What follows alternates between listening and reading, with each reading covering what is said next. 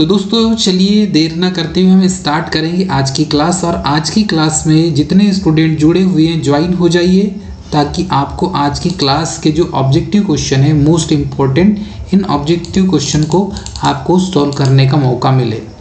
चलिए क्वेश्चन है 86 का, और ये जो क्वेश्चन दोस्तों ये बेसिकली एग्जाम में पूछा हुआ क्वेश्चन है। कई बार जो बेसिक इलेक्ट्रिकल क्वेश्चन है ये क्वेश्चन ही बार बार रिपीट होते हैं।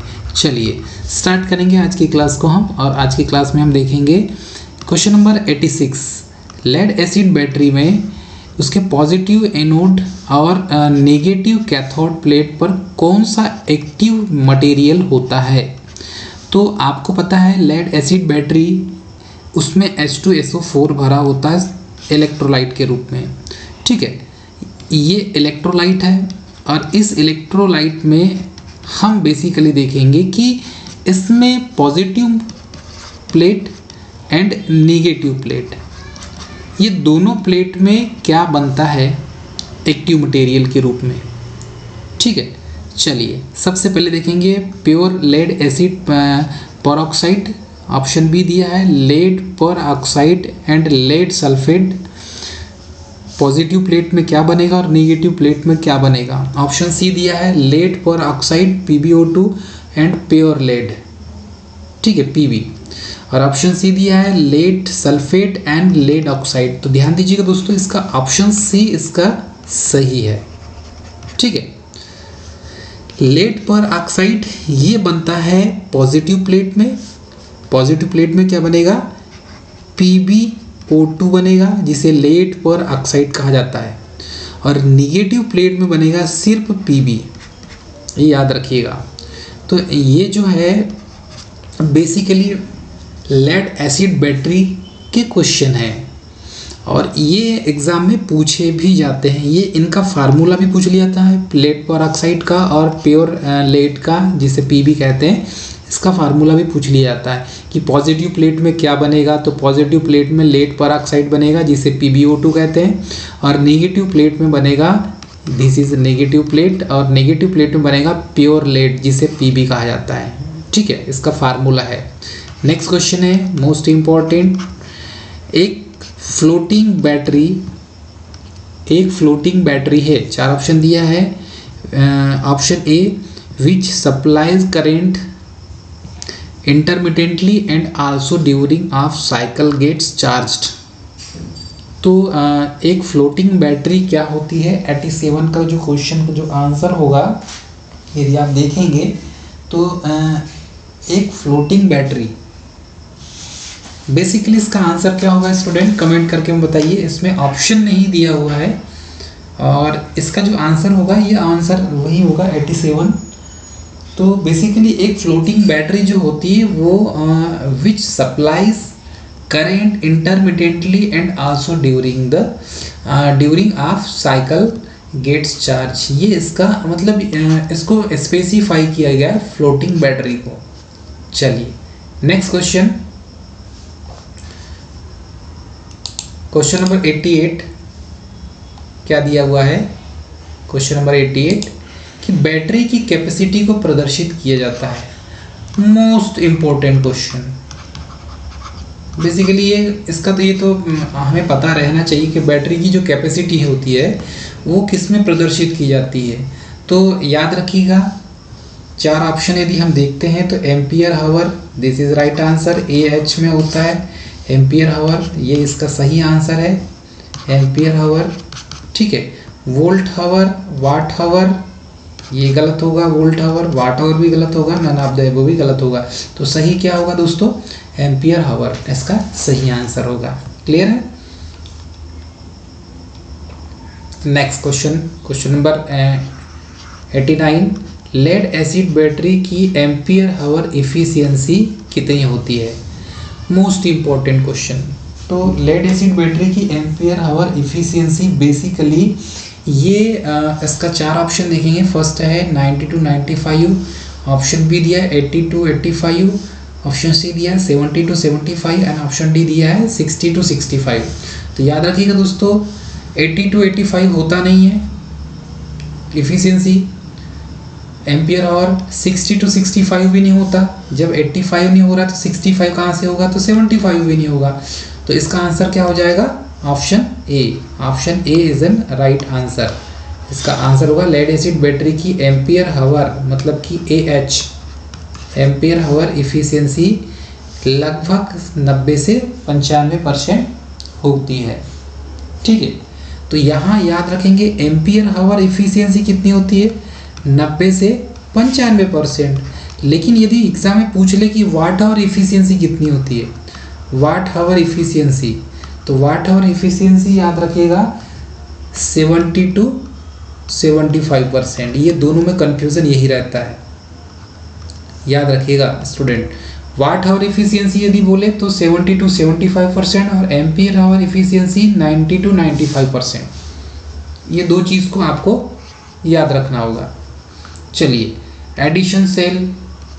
एडिशन सेल में विद्युत अपघट्य के रूप में किसका प्रयोग करते हैं, तो एडिशन सेल में विद्युत अपघट्य के रूप में बेसिकली हम किसका यूज़ करते हैं, सोडियम क्लोराइड, इसका यूज़ नहीं किया जाता। पोटेशियम हाइड्रोक्साइड KOH का, इसका भी यूज़ नहीं करते दोस्तों। हाइड्रोक्लोरिक एसिड, इसका तो यूज़ करते ही नहीं। H2SO4 का थोड़ी ना करते हैं, ये तो उसमें होता है। KOH, इसका भी नहीं होता। यहाँ पर क्या लिखा है, अमोनियम सल्फेट। क्या लिखा है दोस्तों, अमोनियम सल्फेट। ये इसका आंसर होगा, अमोनियम सल्फेट। ये अमोनियम सल्फेट एडिशन सेल में यूज़ किया जाता है। इसका सही आंसर है अमोनियम सल्फेट। क्लियर है स्टूडेंट, अमोनियम सल्फेट ये इसका आंसर होगा। और यही जो है एडिशन सेल में यूज़ किया जाता है बेसिकली। ठीक है, अमोनियम सल्फेट। ठीक है, चलिए नेक्स्ट क्वेश्चन देखेंगे। क्वेश्चन ये रहा, लेड एसिड बैटरी की अनुमानित आयु कितनी होती है। Lead acid battery, most important question. Lead acid battery की अनुमानित एज कितनी होती है, उसकी आयु कितनी होती है, तो यूज़ करने पर डिपेंड करेगा। पर पर्टिकुलर जो है एज निकाली जाती है। Lead acid battery, lead acid battery, तो लेड एसिड बैटरी जो कार की बैटरी होती है, बाइक की बैटरी होती है, ठीक है, बस की बैटरी होती है, ट्रक की बैटरी होती है, ये सब लेड एसिड बैटरी का यूज़ किया जाता है, याद रखिएगा। क्योंकि ये चार्जेबल बैटरी होती है और इसकी जो एज होती है बेसिकली 6 मंथ तो होगी नहीं, 1 साल भी नहीं होगी, 15 साल तो कभी नहीं हो सकती, 10 से 15, तो फिर कितनी होगी, 2 से 5 साल के बीच में इसकी एज होगी। ये इसका आंसर है। क्लियर। चलिए नेक्स्ट क्वेश्चन, बैटरी के इलेक्ट्रोलाइट में कॉमन इम्प्योरिटी अशुद्धि के रूप में किसका उपयोग करते हैं। ये भी क्वेश्चन बेसिकली इसका सही आंसर हो जाएगा सोडियम क्लोराइड यूज़ करते नहीं है। लेड सल्फेट इसका यूज़ नहीं करेंगे, डस्ट का यूज़ करेंगे नहीं, तो इसका यूज़ करेंगे दोस्तों अशुद्धि के रूप में आयरन का यूज़ किया जाता है बेसिकली। ये इसका आंसर होगा। ठीक, चलिए नेक्स्ट क्वेश्चन है, बैटरी की वाट और एफिशिएंसी कितनी होती है। देखो ये क्वेश्चन आ गया, मैंने आपको थोड़ी देर पहले ही इसका आंसर बताया था। तो ये वाट और एफिशिएंसी होती है WH, वाट और एफिशिएंसी ये होती है 70 से 85%। ठीक है, मतलब 70% आपको मिनिमम मानना है और 85 मैक्सिमम। ठीक है, तो ये इसका सही आंसर होगा 70 to 85 के बीच में, 70 to 85 के बीच में ये इसका आंसर होगा बैटरी की वाट आवर एफिशिएंसी। ठीक है, नेक्स्ट क्वेश्चन है, किसमें ट्रिकल चार्जिंग की आवश्यकता होती है। ट्रिकल चार्जिंग किसमें होती है। ऑप्शन 4 ऑप्शन देखें, लेड एसिड बैटरी में trickle charging, option B nickel iron cell, option C दिया निकिल कैडमियम सेल और ऑल ऑफ द अबव। तो ट्रिकल चार्जिंग की जो मेथड का यूज़ सिर्फ देखो निकिल आयरन सेल में करते नहीं है। ऑल ऑफ द अबव ये जो ऑप्शन दिया ये भी गलती हो जाएगा। निकिल कैडमियम सेल इसमें भी यूज़ नहीं कर सकते, सिर्फ लेड एसिड सेल में ही इसका उपयोग कर सकते हैं, याद रखिएगा। तो इसका सही आंसर हो जाएगा ट्रिकल चार्जिंग की आवश्यकता किस में होती है, लेड एसिड बैटरी में। ठीक, लेड एसिड बैटरी में जिसमें H2SO4 सॉल्वेंट भरा होता है। ठीक है, PbO2 प्लस पीवी। ठीक है, ये पॉजिटिव प्लेट में होता है और ये नेगेटिव प्लेट में होता है। चलिए नेक्स्ट क्वेश्चन देखेंगे। बैटरी के आंतरिक प्रतिरोध का कारण क्या है? 4 ऑप्शन। बैटरी के आंतरिक प्रतिरोध का कारण resistance of electrolyte, resistance of electrode, surface contact resistance, all of the above. तो बैटरी के आंतरिक प्रतिरोध का कारण क्या होगा? 895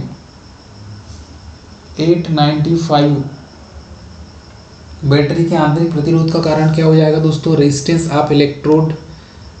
बैटरी के आंतरिक प्रतिरोध का कारण रेजिस्टेंस ऑफ इलेक्ट्रोड होगा, बिल्कुल होगा। Resistance of electrode, resistance of electrolyte, तो रेजिस्टेंस ऑफ इलेक्ट्रोड भी होगा, रेजिस्टेंस ऑफ इलेक्ट्रोलाइट भी होगा। सरफेस कांटेक्ट रेजिस्टेंस, ये भी होगा। ऑल ऑफ द अबव, इनमें से इसका ये सही आंसर हो जाएगा। तो डिपेंड क्या करता है कि बैटरी का जो इंटरनल रेजिस्टेंस RI होता है, ये रेजिस्टेंस ऑफ इलेक्ट्रोलाइट पर भी डिपेंड करता है, रेजिस्टेंस ऑफ इलेक्ट्रोड पर भी डिपेंड करता है, सरफेस कांटेक्ट रेजिस्टेंस पर भी डिपेंड करता है। ठीक है, ये 4 ऑप्शन इसके होते हैं दोस्तों, एग्जाम में पूछे जाते हैं 4 ऑप्शन। ठीक है, नेक्स्ट क्वेश्चन है 96। ड्राई सेल का आंतरिक प्रतिरोध लगभग कितना होता है? इंटरनल रेजिस्टेंस, इंटरनल रेजिस्टेंस जिसे RI से शो किया जाता है। ठीक है, तो ड्राई सेल जो शुष्क सेल है, जिसे शुष्क सेल कहा जाता है, शुष्क सेल का आंतरिक प्रतिरोध लगभग कितना होता है? बेसिकली ये क्वेश्चन एग्जाम में पूछा भी जाता है। तो फर्स्ट ऑप्शन दिया है 0.2 से 0.4 ओम, 1 से 1.5 ओम, फिर दिया 2 से 5 ओम एंड 5 से 1 से 5 ओम। 4 ऑप्शन दिया है, तो ये ऑप्शन ए इसका सही होगा। 2 से 0.2 से 0.5 ओम, ये इसका आंसर सही होगा दोस्तों। ठीक है, उसके बाद लेड एसिड सेल का प्रॉपर चार्जिंग रेट कितना होता है? तो लेड एसिड सेल का प्रॉपर चार्जिंग रेट कितना होता है दोस्तों? 4 ऑप्शन यदि हम देखें तो प्रॉपर चार्जिंग रेट बेसिकली 1, देखो यहाँ 1/2 दिया है, यहाँ 1/3, फिर 1/4 और 1/8 of rated ampere hour capacity. तो लेड एसिड सेल की बात की जा रही है यहाँ। तो लेड एसिड सेल की खासियत ये होती है कि इसका जो प्रॉपर चार्जिंग रेट होता है वो 1/8 लगभग, इसका सही आंसर हो जाएगा 1/8 भाग होता है, मतलब 1/8 भाग। इसीलिए इसमें ट्रिकल चार्जिंग मेथड का यूज़ कर सकते हैं, मतलब ट्रिकल चार्जिंग मेथड का यूज़ करके आप इसको चला सकते हैं, मेथड का यूज़ करके इसको चार्ज कर सकते हैं आप दोस्तों। तो इसका सही आंसर हो गया ऑप्शन डी। क्लियर है?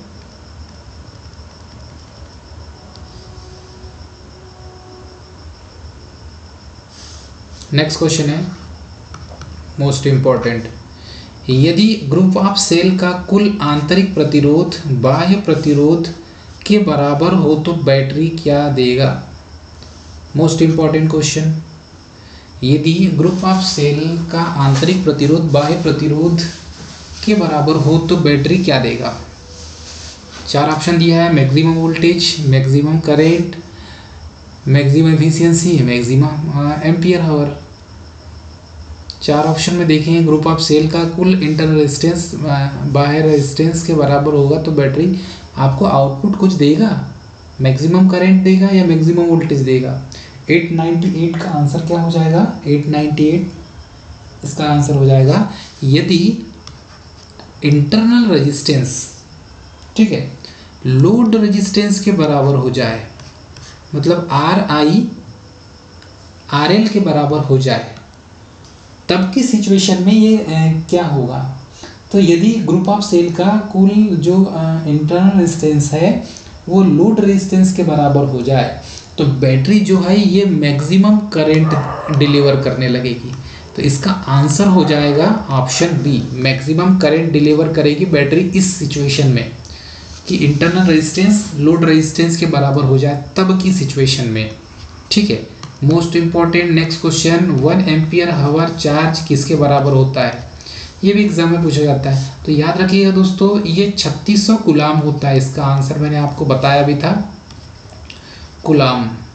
इसका आंसर हो जाएगा 3600 कूलाम। तो 1 एम्पियर हावर चार्ज किसके बराबर होगा? 3600 कूलाम के बराबर होगा। ये इसका आंसर है। ठीक,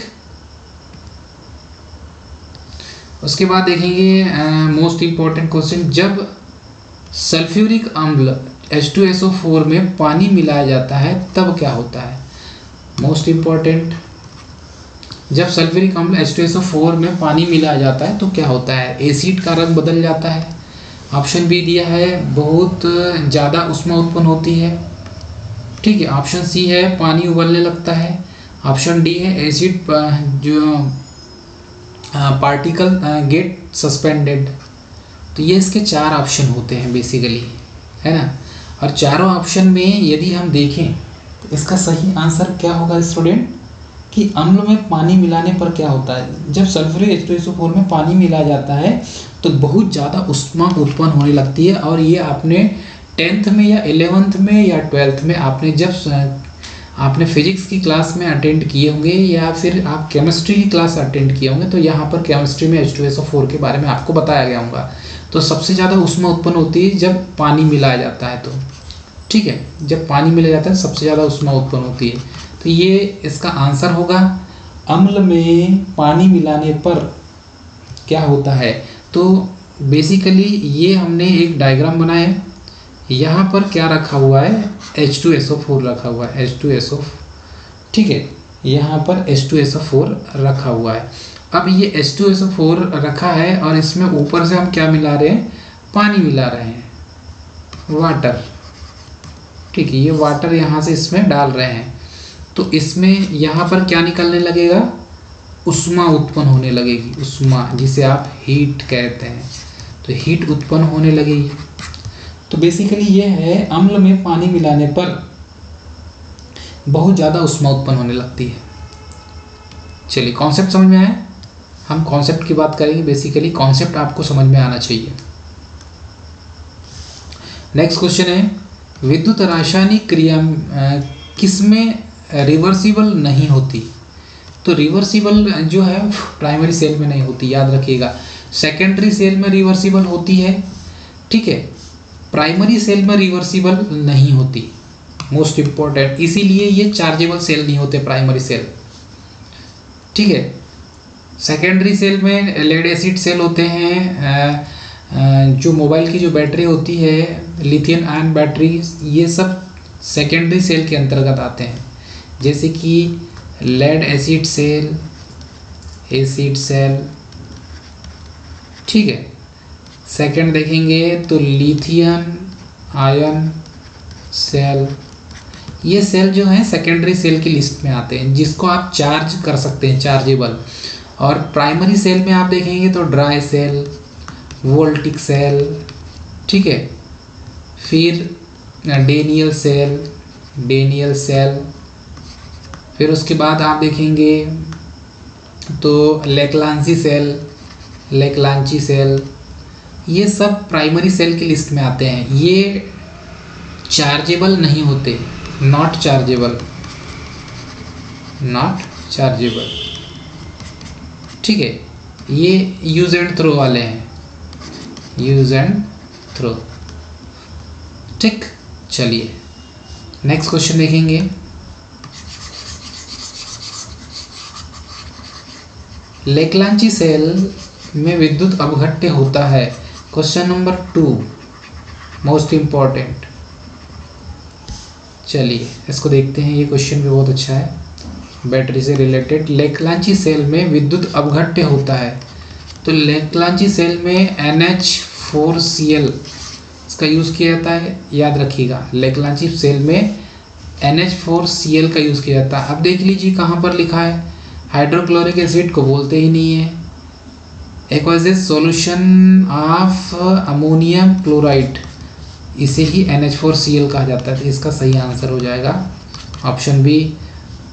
सल्फ्यूरिक एसिड नहीं है, जिसे हम H2SO4 बोलते हैं, इसका यूज़ करते नहीं है, नन ऑफ द अबव। तो सही आंसर क्या है? Option B is an right answer. ठीक है स्टूडेंट, चलिए नेक्स्ट क्वेश्चन देखते हैं। 903 मोस्ट इम्पोर्टेंट IMP। बैटरी का इलेक्ट्रोलाइट होता है विद्युत का अच्छा चालक, विद्युत का खराब चालक, अर्धचालक, विद्युत रोधक। तो बैटरी का इलेक्ट्रोलाइट होता है मोस्ट इम्पॉर्टेंट, विद्युत का अच्छा चालक होता है, विद्युत का खराब चालक, अर्धचालक, विद्युत रोधक। तो बैटरी का जो इलेक्ट्रोलाइट होता है दोस्तों, ये 4 ऑप्शन में आप देखेंगे तो इसका सही आंसर क्या होगा? 903 का वेरी गुड ऑप्शन ए होगा। ये विद्युत का अच्छा चालक होता है बैटरी का इलेक्ट्रोलाइट, याद रखिएगा। नेक्स्ट क्वेश्चन बेसिक के क्वेश्चन है लेकिन घुमावदार क्वेश्चन है, लॉजिकल क्वेश्चन है दोस्तों। डिस्चार्ज एसिड बैटरी के इलेक्ट्रोलाइट का स्पेसिफिक ग्रेविटी कितना होता है? तो इसका जो स्पेसिफिक ग्रेविटी होता है डिस्चार्ज का होता है और चार्ज का। तो सबसे पहले डिस्चार्ज का समझ लीजिए। डिस्चार्ज का होता है बेसिकली 1.12। कितना होता है? 1.12। और चार्ज का होता है बेसिकली कितना? चार्ज का होता है 1.28। ठीक है, तो 1.28 लिखा रहेगा, यहाँ पर कहीं पर लिखा रहेगा 1280। ठीक है, कहीं 1285 भी लिखा हो सकता है। ये दोनों करीब करीब के हैं चार्जिंग में। और डिस्चार्ज में इसका सही आंसर हो जाएगा ऑप्शन सी, इसका आंसर होगा। तो यहाँ पर कितना लिखा है? 1.120, या इसको ऐसा भी लिख सकता है 1120। कहीं पर 1120 लिखा होगा, वो भी सही है, या फिर 1.12 ऐसा लिखा हो तो भी सही है। Clear student? चलिए, ये पता रहना चाहिए आपको। मोस्ट इम्पोर्टेंट क्वेश्चन, यदि बैटरी यूज में नहीं है तो इसका सेल्फ डिस्चार्जिंग रेट कितना होता है? बैटरी यूज में नहीं है तो सेल्फ डिस्चार्जिंग रेट होगा, इसका आंसर हो जाएगा ऑप्शन बी। ठीक है, याद रखना है क्योंकि 0.5 से 1% आप रेटेड कैपेसिटी पर डे होगा दोस्तों, ये याद रखेंगे, पर डे। तो इसका सही आंसर हो जाएगा 0.5 से 1%। चलिए नेक्स्ट क्वेश्चन बहुत अच्छे हैं जो एग्जाम पूछे जाते हैं। क्वेश्चन 6, एसिड की स्पेसिफिक ग्रेविटी किसके द्वारा चेक की जाती है? तो एसिड की स्पेसिफिक ग्रेविटी हाइड्रोमीटर के लेक्टोमीटर में क्या चेक करते हैं हम? दूध। ठीक है, दूध की क्वालिटी चेक करते हैं लेक्टोमीटर से।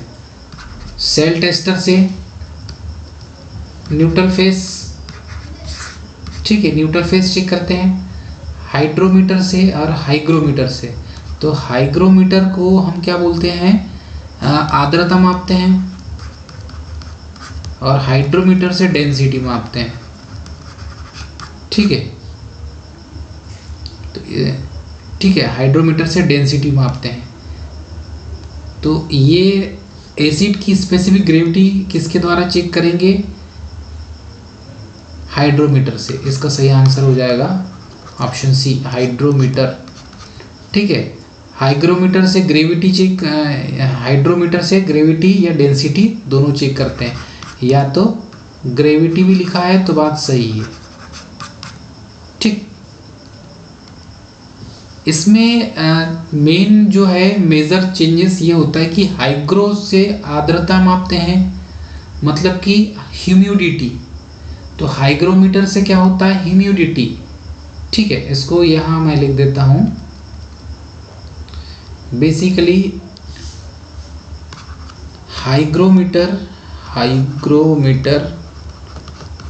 हाइग्रोमीटर से आर्द्रता मापते हैं, और आर्द्रता को कहा जाता है ह्यूमिडिटी। ह्यूमिडिटी। तो ह्यूमिडिटी किससे मापा जाता है? हाइग्रोमीटर से। और हाइड्रोमीटर से ग्रेविटी, ठीक, या डेंसिटी,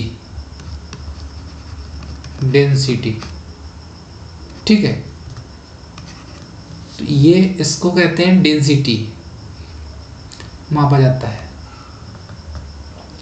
ग्रेविटी या डेंसिटी, ठीक। आपेक्षिक घनत्व,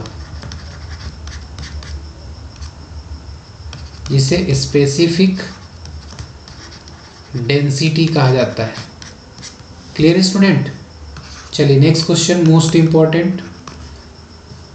एक 20 एम्पियर हावर कैपेसिटी वाले सेल के संबंध में कौन सा कथन गलत है, पूछा गया है। याद रखिए, गलत हमें बताना है।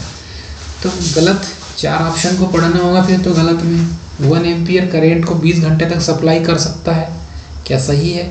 20 एम्पियर करेंट को 1 घंटे तक सप्लाई कर सकता है, क्या सही है? ऑप्शन सी दिया है 1 एम्पियर करेंट को 20 घंटे तक सप्लाई कर सकता है, क्या सही है? ऑप्शन डी दिया है 20 एम्पियर करेंट को 20 घंटे तक सप्लाई कर सकता है। अब 4 ऑप्शन यदि हम चेक करते हैं इसमें, तो इसका सही आंसर क्या होता है? 1 एम्पियर करंट को 20 घंटे तक सप्लाई कर सकता है, ये भी सही है। 20 एम्पियर करंट को 1 घंटे तक सप्लाई कर सकता है, ये भी सही है। 0.1 एम्पियर करंट को 200 घंटे तक सप्लाई कर सकता है, ये भी सही है, क्योंकि 200 हो गया। और ये 20 एम्पियर करंट को 20 घंटे तक ये नहीं कर सकता, ये कथन इसका गलत होगा, ठीक है। तो सही आंसर क्या लगाएंगे? Option D. चलिए नेक्स्ट क्वेश्चन, कार में प्रयोग किए जाने वाले लेड एसिड बैटरी का एम्पियर हावर कैपेसिटी कितनी होती है? तो कार में भी किस में यूज़ करते हैं हम? लेड एसिड बैटरी का यूज़ करते हैं। लेड एसिड बैटरी की एम्पियर हावर जो कैपेसिटी होती है, लेड एसिड बैटरी की एम्पियर हावर कैपेसिटी, यदि इसकी बात करते हैं हम, तो बेसिकली ये कितनी होती है? 30 से 60। कार में प्रयोग किए जाने वाले लेड एसिड बैटरी का एम्पियर हावर कैपेसिटी कितनी होती है? 30 से 60 एम्पियर हावर होती है। ये इसका आंसर होगा। या तो आप कार में यूज़ करें, बस, ठीक है। 30 से 60 एम्पियर हावर कैपेसिटी होती है इसकी। चलिए next question, question number 9। Truck में प्रयोग की गए लेड एसिड बैटरी की एम्पियर हावर कैपेसिटी कितनी होती है? सबकी अलग अलग है दोस्तों। कार में छोटी बैटरी लगती है, कार में जो बैटरी यूज़ करेंगे वो छोटी होगी। अब ट्रक में यूज़ करेंगे तो इसमें बड़ी बैटरी यूज़ होगी, तो उसकी एम्पियर हावर कैपेसिटी भी ज़्यादा होगी। तो इसका आंसर है 100 से 150 एम्पियर हावर कैपेसिटी। तो ये इसका आंसर होगा। क्लियर है? तो ट्रक की बात की जा रही है, ट्रक में प्रयोग की जो हम यूज़ करेंगे बैटरी, तो ट्रक की जो बैटरी होती है वो लेड एसिड बैटरी होती है, और लेड एसिड बैटरी का यूज़ करते हैं, उसकी एम्पियर हावर कैपेसिटी होती है 100 से 150 एम्पियर हावर। ये एग्ज़ाम में भी पूछा जाता है, न्यूमेरिकल क्वेश्चन के तौर पर इसमें बैटरी के क्वेश्चन भी पूछे जाते हैं। एरोप्लेन में, सबमरीन में किस बैटरी का प्रयोग किया जाता है? ये भी लॉजिकल क्वेश्चन है, इम्पोर्टेंट। अब एरोप्लेन में हम कौन सी बैटरी यूज़ करेंगे, किस प्रकार की बैटरी यूज़ करेंगे, इसका भी पता हमें रहना चाहिए। ड्राई सेल का यूज़ कतई नहीं करेंगे। लेड एसिड बैटरी मेंटेनेंस ही खतरनाक है, इसका कतई नहीं होगा। एडिशन सेल का सोच सकते हैं एक हिसाब से, लेकिन इसका भी यूज़ नहीं होगा। निकिल कैडमियम सेल, जिसे जंगर टाइप सेल कहा जाता है, ये इसका आंसर होगा दोस्तों, ये इसका आंसर होगा। तो निकिल कैडमियम सेल का यूज़ किया जाता है, जिसे जंगर टाइप सेल कहा जाता है, और ये एग्ज़ाम में भी पूछा गया है। ये क्वेश्चन एग्ज़ाम में पूछा गया, स्टार लगा दो। चलिए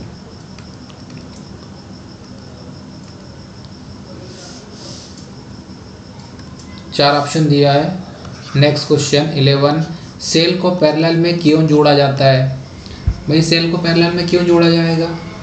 तो ध्यान दीजिएगा, सेल को पैरेलल में जोड़ रहे हैं तो पैरेलल में जोड़ने पर हमें वोल्टेज अधिक मिलेगा या करंट अधिक मिलेगा? करंट अधिक मिलेगा। और सीरीज़ में जोड़ेंगे तो वोल्टेज अधिक मिलेगा। ये मोस्ट इम्पॉर्टेंट है, इसे याद रखना है। तो सेल को पैरेलल में जोड़ने पर इंक्रीज द वोल्टेज आउटपुट, तो हमें वोल्टेज क्या मिलेगा? ज़्यादा मिलेगा। ये इसका आंसर होगा। ठीक है, क्वेश्चन नंबर 11 का आंसर क्या हो जाएगा? ठीक है, पैरेलल में, तो सेल को पैरेलल में जोड़ेंगे तो क्या हो जाएगा? पैरेलल में जोड़ेंगे तो करंट मिलेगा। ठीक है, हाँ, तो इसका आंसर क्या होगा? अपोजिट जाएंगे ना इसके। गुड, अपोजिट जाएंगे तो ये इसका ऑप्शन डी सही होगा। ठीक, क्योंकि पैरेलल में करंट अधिक मिलेगा हमको और सीरीज़ में वोल्टेज अधिक मिलेगा। तो सेल को पैरेलल में जोड़ेंगे तो क्या होगा? Increase the current capacity, current की कैपेसिटी बढ़ जाएगी। ठीक, इसका आंसर ये होगा। नेक्स्ट क्वेश्चन है, सीरीज़ को सेल को सीरीज़ में जोड़ेंगे तो क्या होगा? भाई सेल को सीरीज़ में जोड़ेंगे तो हमें वोल्टेज अधिक मिलेगा। अब 4 ऑप्शन में चेक कर लीजिए, सबसे ज़्यादा कहीं लिखा है इंक्रीज द वोल्टेज आउटपुट, तो लिखा हुआ है इंक्रीज द वोल्टेज आउटपुट, ये इसका आंसर होगा। क्वेश्चन नंबर 12 का आंसर क्या हो जाएगा? क्वेश्चन नंबर 12 का आंसर ये होगा। चलिए नेक्स्ट क्वेश्चन फिर जाएंगे हम। बहुत अच्छे अच्छे क्वेश्चन है दोस्तों, most important IMP question. Solar cell में किस पदार्थ का प्रयोग किया जाता है? स्वाभाविक सी बात है, सिल्वर का यूज़ करेंगे नहीं, बेरियम का यूज़ करेंगे नहीं, सेलेनियम का यूज़ कर सकते हैं, लेकिन जब सिलिकॉन ऑप्शन है तो सिलिकॉन का यूज़ करेंगे ना सोलर सेल में, क्योंकि ये सेमीकंडक्टर मटेरियल है। सेमीकंडक्टर मटेरियल है।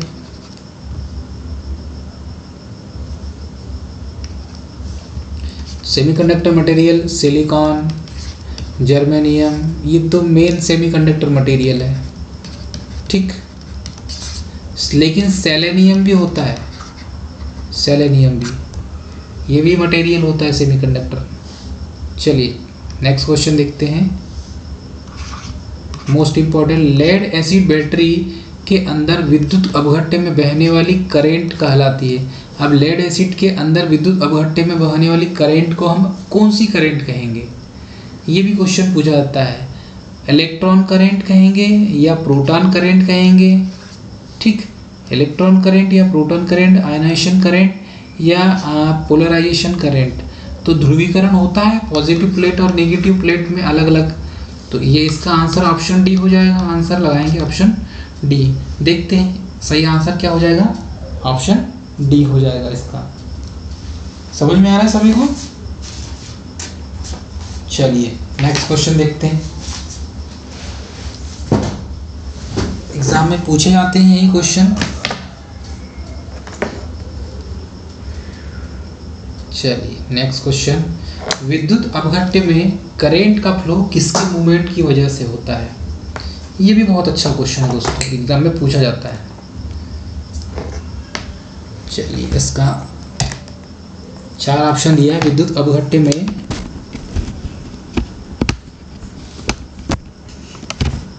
करंट का फ्लो किसके कारण होता है? 4 ऑप्शन दिया, इलेक्ट्रॉन, प्रोटॉन, होल्स, आयंस। विद्युत अपघट्य में करंट का फ्लो किसके कारण होता है? करंट का फ्लो किसके मूवमेंट के कारण होता है? Electron, proton, holes, ions. आपको क्या लगता है? सही आंसर कमेंट करके में बताइए। आयंस के कारण होता है, वेरी गुड। इसका आंसर क्या हो जाएगा? आयंस। तो आयन जो है, आयंस के कारण इसमें करंट का फ्लो होता है। नेक्स्ट क्वेश्चन है, प्लेट डिफेक्टिव है या ठीक है यह पता करने के लिए कौन सी टेस्ट की जाती है? प्लेट डिफेक्टिव है या ठीक है यह पता करने के लिए कौन सा टेस्ट करते हैं हम? Cadmium test, discharge test, open volt test, specific gravity test. 916 का आंसर क्या हो जाएगा?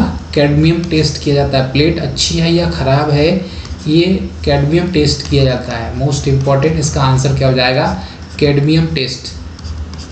ठीक है, प्लेट डिफेक्टिव है या ठीक है, इसका पता लगाने के लिए हम कैडमियम टेस्ट करते हैं। नेक्स्ट क्वेश्चन है मोस्ट इम्पॉर्टेंट, विद्युत रासायनिक तुल्यांक को किससे प्रदर्शित किया जाता है? तो याद रखिएगा, विद्युत रासायनिक तुल्यांक इसको मिलीग्राम पर कूलाम से ज्ञात करते हैं, मतलब mg पर कूलाम, ये इसका आंसर है।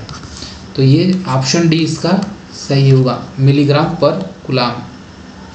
नेक्स्ट क्वेश्चन है most important, zinc, cadmium and lead की कोटिंग का प्रयोग किसके बचाव के लिए करते हैं? जिंक, कैडमियम और लेड की कोटिंग। तो टीन की कोटिंग भोजन वाली वस्तु, आपको मालूम है टीन की कोटिंग होती है, खाने की जो चीज़ होती है जिसमें रखी होती है, जैसे कि होटल से आप कुछ ऑर्डर करवाएंगे पिज़्ज़ा वगैरह, तो उसमें टीन की कोटिंग होती है। ठीक है, अब वैसे ही यहाँ पर देखें हम लेड, कैडमियम और लेड की कोटिंग, तो ये कोरोजन से, जंग से बचने के लिए, क्षरण या जंग से बचने के लिए इसका यूज़ करते हैं। तो इसका आंसर क्या हो जाएगा? कोरोजन।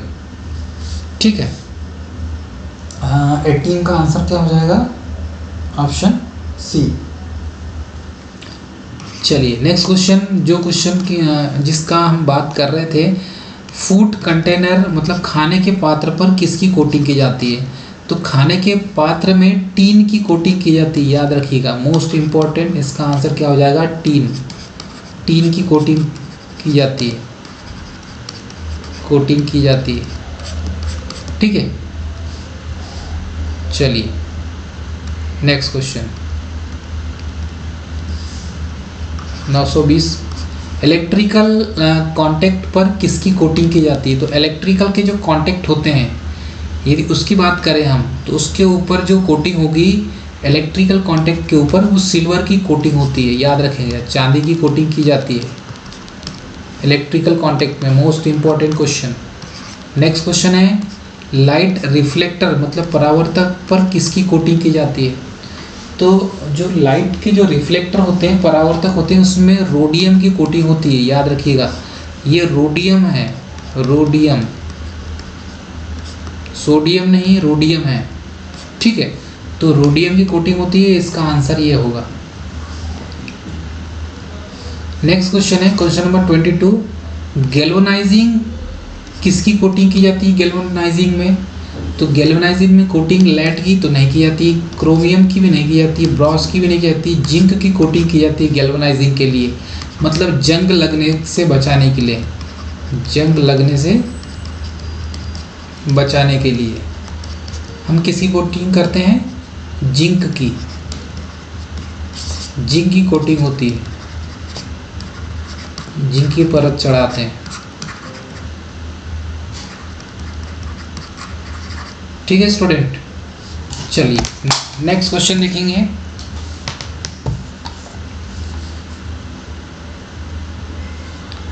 ये भी बहुत अच्छा क्वेश्चन है। हार्ड सरफेस प्राप्त करने के लिए किसकी कोटिंग की जाती है? मोस्ट इम्पॉर्टेंट, हार्ड सरफेस प्राप्त करने के लिए मतलब कठोर सतह प्राप्त करने के लिए किसकी कोटिंग की जाती है? तो बेसिकली जितने कोटिंग के जो क्वेश्चन है, यहाँ से पूरे कोटिंग के क्वेश्चन है दोस्तों। यदि एग्जाम में पूछेगा तो इनमें से कोई एक क्वेश्चन पूछेगा, बाकी अदर से कोई क्वेश्चन नहीं पूछेगा। तो हार्ड सरफेस यदि प्राप्त करना है हमें, तो लेड की कोटिंग नहीं कर सकते, कॉपर की भी नहीं करेंगे, टीन की भी नहीं करेंगे, क्रोमियम की कोटिंग करना पड़ेगा हमें हार्ड के लिए। ये क्रोमियम की कोटिंग करना पड़ेगा हमें, ये इसका आंसर होगा। क्वेश्चन नंबर कौन सा है दोस्तों? ये 23, क्वेश्चन नंबर 23। क्वेश्चन नंबर 23 का आंसर हो जाएगा क्रोमियम। क्रोमियम की कोटिंग करोगे आप तो हार्ड सरफेस आपको प्राप्त होगा। ठीक है, क्लियर है सभी को? कॉन्सेप्ट समझ में आ रहा है? चलिए नेक्स्ट क्वेश्चन है क्वेश्चन नंबर 24, बियरिंग सरफेस पर किसकी कोटिंग करते हैं हम? जो बियरिंग यूज़ करते हैं गाड़ियों में बियरिंग का यूज़ किया जाता है, और इन बियरिंग के सरफेस में किसकी कोटिंग की जाती है? ये भी एग्जाम में पूछा जाता है, बेरिंग के सरफेस में किसकी कोटिंग करेंगे। तो बेसिकली बेरिंग के सरफेस में हम किसका यूज़ करेंगे, लेड का। बेरिंग के सरफेस में हम लेड का यूज़ करेंगे। तो याद रखिएगा ये जितने भी ऑप्शन हैं लेड का यूज़ किया जाता है। जो बेरिंग होते हैं, बेरिंग छर्रे कटोरी जिसका यूज़ करते हैं बेरिंग में, तो बेरिंग के सरफेस पर जो कोटिंग की जाती है वो लेड की कोटिंग की जाती है, और ये भी एग्जाम में पूछा जाता है। ठीक है, next question number 25, most important. Solar cell है, फोटोवोल्टिक सेल है, फोटो इमिसिव सेल है, बोथ ए एंड बी दोनों, none of the above.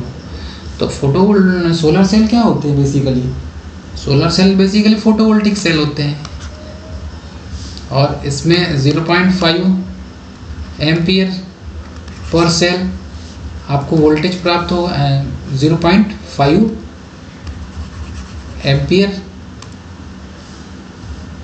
Photovoltaic cell 0.5 volt generate होता है। ठीक है, नेक्स्ट क्वेश्चन है 26, लेड एसिड बैटरी की कौन सी इफिशियंसी अधिक होती है, एम्पियर आवर होती है या वाट आवर होती है। तो मैंने आपको क्या बताया था कि वाट आवर इफिशियंसी बताया था मैंने आपको 70 से 85% के बीच में, और एम्पियर आवर इफिशियंसी मैंने आपको बताया था 90 से 95% के बीच में। तो कौन सी ज़्यादा हुई, एम्पियर आवर इफिशियंसी। ये आपको याद रखना है, ये इसका आंसर होगा। ठीक है, क्योंकि ए पहले आता है इसलिए एम्पियर आवर इफिशियंसी ज़्यादा होगा, डब्ल्यू बाद में आता है तो वाट आवर इफिशियंसी कम होगी। ठीक, चलिए नेक्स्ट क्वेश्चन है, यदि एक तार को खींचकर 0.1% की लंबाई बढ़ा दी जाती है तो उसके रेजिस्टेंस में कितने परसेंट की वृद्धि होगी। भाई रेजिस्टेंस में कितने परसेंट की वृद्धि होगी ये पूछा जा रहा है। तो 0.1% लेंथ को बढ़ा रहे हैं, तो यहाँ इसको सॉल्व कैसा करेंगे हम।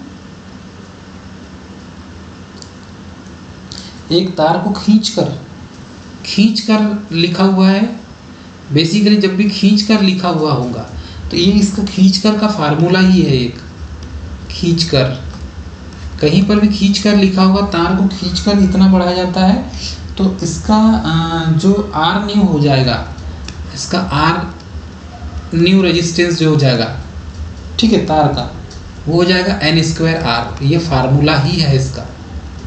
ठीक है, यदि अब इसके वैल्यू को हम रखते हैं, n का मान कितना दिया है यहाँ पर 0.1%, ये इसका स्क्वायर हो जाएगा, और r का मान कितना दिया हुआ है हमारे पास 1 दिया हुआ है। r का मान कितना दिया हुआ है, 1 ही दिया हुआ है। अब यदि हम कैलकुलेशन करते हैं तो इसका मान कितना हो जाएगा 0.2% होगा। तो ये 0.2% इसका आंसर होगा, क्योंकि फार्मूला क्या है n²r। ठीक है, चलिए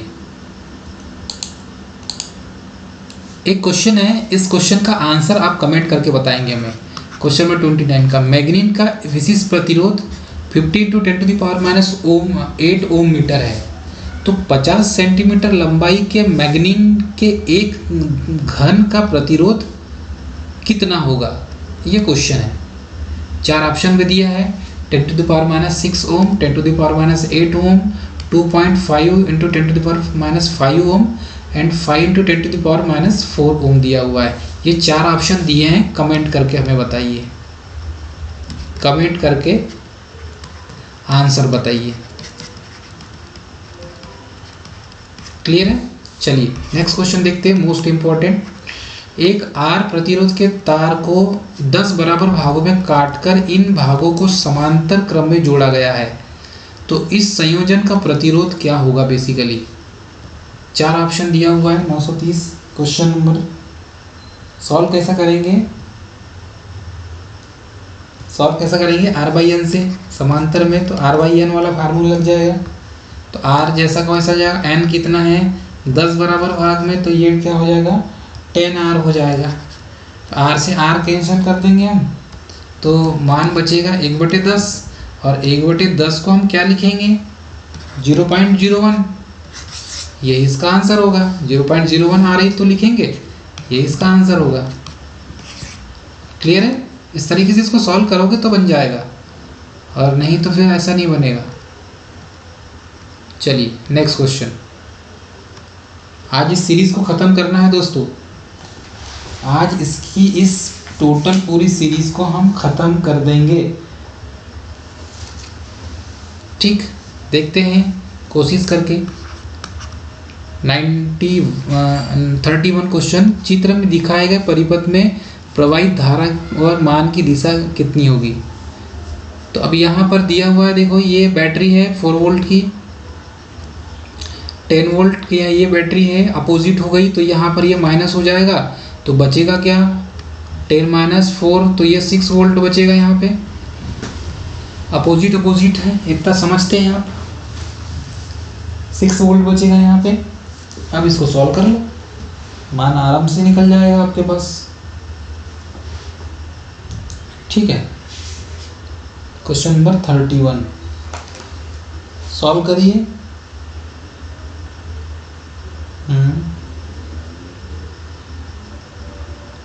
3 ओम ये दिया हुआ है, इसको आप चेंज करेंगे तो बेसिकली इसका आंसर आएगा 1 ampere. A to B 1 ampere आएगा। यहाँ तक सॉल्व करके देखिए, 1 एम्पियर ही आना चाहिए। ये 6 है, ठीक है। तो R करंट क्या है, प्रवाहित धारा का मान व दिशा, तो I इज इक्वल टू क्या होता है V/R होता है। I is equal to V कितना दिया हुआ है 6, R कितना दिया हुआ है यहाँ से, ये इससे जुड़ा है, तो ये किस किस के बीच में निकालना है, A और B के बीच में, A और B के बीच में, C और D के बीच में।